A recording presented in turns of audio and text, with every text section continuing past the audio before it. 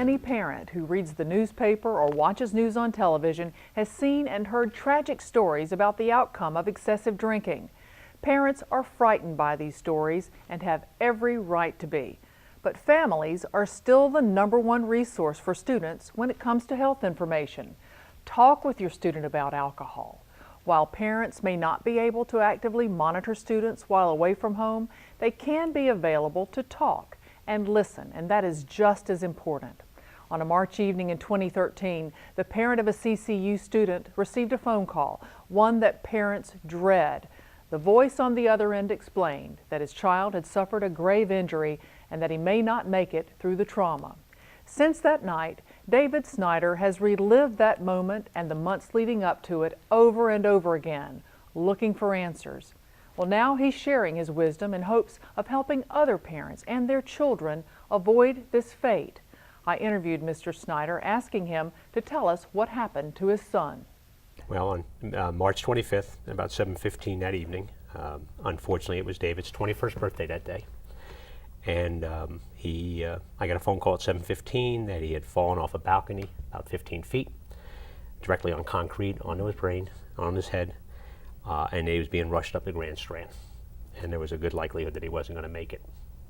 So he was being rushed to the hospital. This was obviously a very grave circumstance. Yep. And what happened next? So we had gotten a call that took place. We got the call that in all likelihood he wasn't going to make it.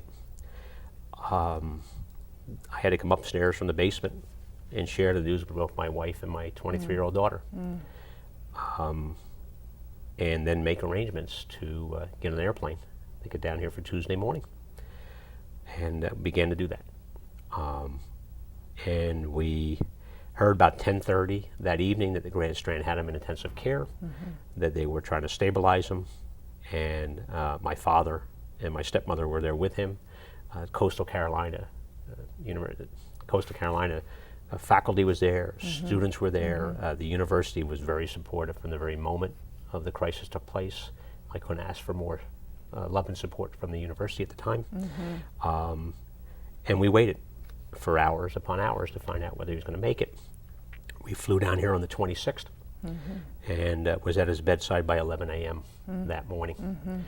And we sat there for 2.5 weeks as he sat in intensive care, waiting to see if he was going to come out of it. We learned is it's a typical, the rite of passage. So you're 21 years of age, it's your birthday, and all we do in this society is wait for that moment to turn 21. And we begin at lunchtime, a happy hour, and we progress from there. And fortunately, he took the socially acceptable approach to it. He was at home. He wasn't drinking and driving. He was with his friends in a safe environment, and even with all those factors in play, he still was in ICU 12 hours later. Fortunately, as you commented, he's made a full recovery, if you will. He's scheduled to come back to school in early August. The university and the professors have worked with him closely during the last half of his semester here. And that's the good news. That's the good news. That's all great news. And so he lives now he lives to learn more and to one day perhaps, reflect and share. You have things to share that you're hoping will help parents and their children avoid what you all have had to suffer as a family. Thank God, the story it's going to have a very good ending, but what an education and what a hard way to learn. What do you want to share? What do you want parents to know, David? And that's why I wanted to meet with you and put this in the recording format. I think that people really need to realize that that we condone in our society this behavior in college that says, you're 18 years of age, you're off to school,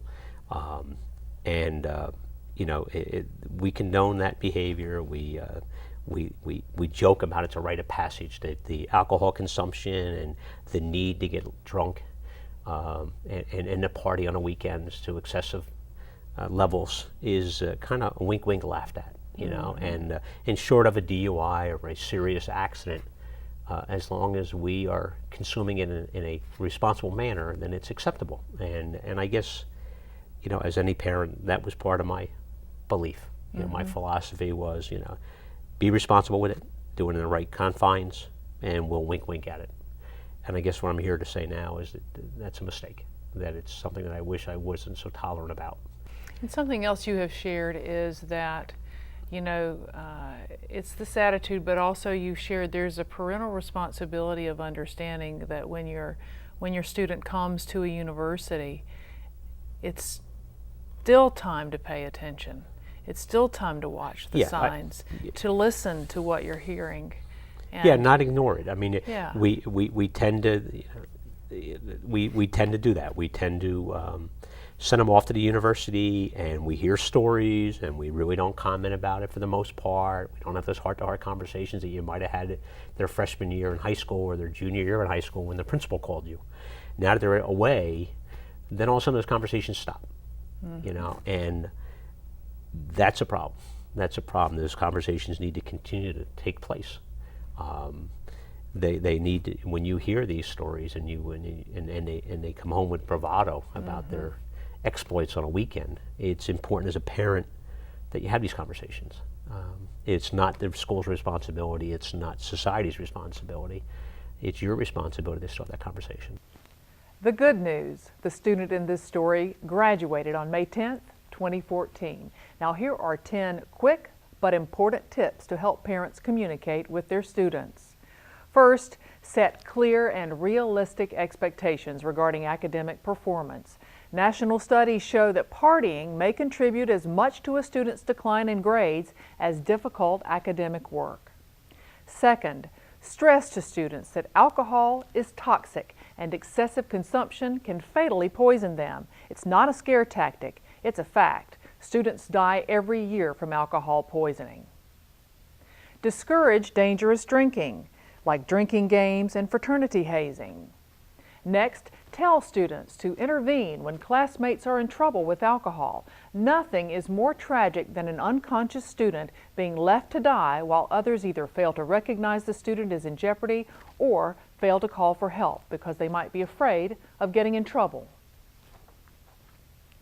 Tell students to stand up for their right to a safe academic environment. Students who do not drink can be affected by the behavior of those who do. Know the alcohol scene on campus and talk to students about it. Students grossly exaggerate the use of alcohol and other drugs by their peers. A recent survey found that University of Oregon students believed 96% of their peers drink alcohol at least once a week. The actual rate was 52%. Students are highly influenced by peers and tend to drink up to what they perceive to be the norm. Confronting misconceptions about alcohol use is vital. As a parent, avoid tales of drinking exploits from your own college years. Entertaining students with stories of drinking back in the good old days normalizes what was even then abnormal behavior. It also appears to give parental approval to dangerous alcohol consumption. Encourage your student to volunteer for community work. Volunteering helps structure their free time, and it provides students with opportunities to develop job-related skills and to gain valuable experience. Make it clear, underage alcohol consumption and alcohol-impaired driving are against the law. Parents, make it clear that you don't condone breaking the law. If you need more information, here are some important resources right here at CCU.